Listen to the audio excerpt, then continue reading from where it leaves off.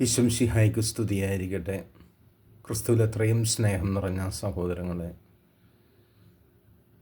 മത്തായിയുടെ വിശുദ്ധ സുവിശേഷം 19-ാം അധ്യായം 23 മുതൽ 30 വരെയുള്ള തിരുവചനങ്ങൾ സഭമാതാവ് നമ്മുടെ പരിചിന്തനത്തിനായി ക്ഷമിക്കുമ്പോൾ ഈശോ പറയുന്നു, ധനവാന്മാർ അല്ലെങ്കിൽ ഭൂമിയിലെ എല്ലാവിധത്തിലുള്ള സ്വത്തുക്കളിലും കണ്ണു നട്ട് മറ്റുള്ളവരുമായിട്ടുള്ള വലിയ ബന്ധങ്ങളിൽ ഉടക്കി നിൽക്കുന്നവർക്ക് സ്വർഗരാജ്യം കരഗതമാക്കുവാൻ സാധ്യമല്ല എന്ന്. അങ്ങനെ ധനവാൻ സ്വർഗരാജ്യത്തിൽ പ്രവേശിക്കണമെങ്കിൽ അതിനേക്കാൾ എളുപ്പം ഒട്ടകം സൂചിക്കുഴയിലൂടെ പ്രവേശിക്കുന്നതാണ്. നമുക്കറിയാം, ഒട്ടകം വലിയൊരു മൃഗമാണ്. അതേപോലെ സൂചിക്കുഴ ഏറ്റവും ഇടുങ്ങിയ ഒരു ദ്വാരം.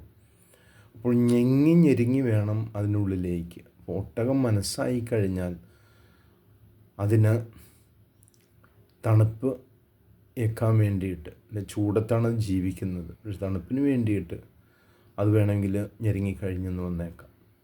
അപ്പോൾ ഈശോ നമ്മളോട് പറയുന്നൊരു കാര്യം ഇതാണ്: നമ്മളെല്ലാം ഉപേക്ഷിക്കുക. ശിഷ്യന്മാർ അവിടത്തോട് പറഞ്ഞു, ഞങ്ങളിതെല്ലാം ഉപേക്ഷിച്ച് വന്നിരിക്കുന്നു. പക്ഷെ അവരുടെ ആ സമർപ്പണം അവിടുന്ന് അംഗീകരിച്ചുകൊണ്ട് പറയുകയാണ്, 12 ഗോത്രങ്ങളെ ഭരിക്കുവാനുള്ള അവകാശം നിങ്ങൾക്ക് നൽകിയിരിക്കും. അപ്പോൾ പ്രിയമുള്ളവരെ, നമുക്ക് സ്വയം വിനീതരായി മാറാം, എളിമപ്പെടാം. നമുക്ക് അഹംഭാവവും അഹന്തയും, നമ്മുടെ ചുറ്റും എത്രയോ നല്ല വ്യക്തികൾ, നമ്മളധികം സ്നേഹിക്കുന്ന വ്യക്തികൾ, പെട്ടെന്നൊരു നെഞ്ചുവേദന, ഒരു കുഴച്ചിൽ, ഒരു തളർച്ച സംഭവിക്കുന്നു. മരണം വളരെ അടുത്താണ്.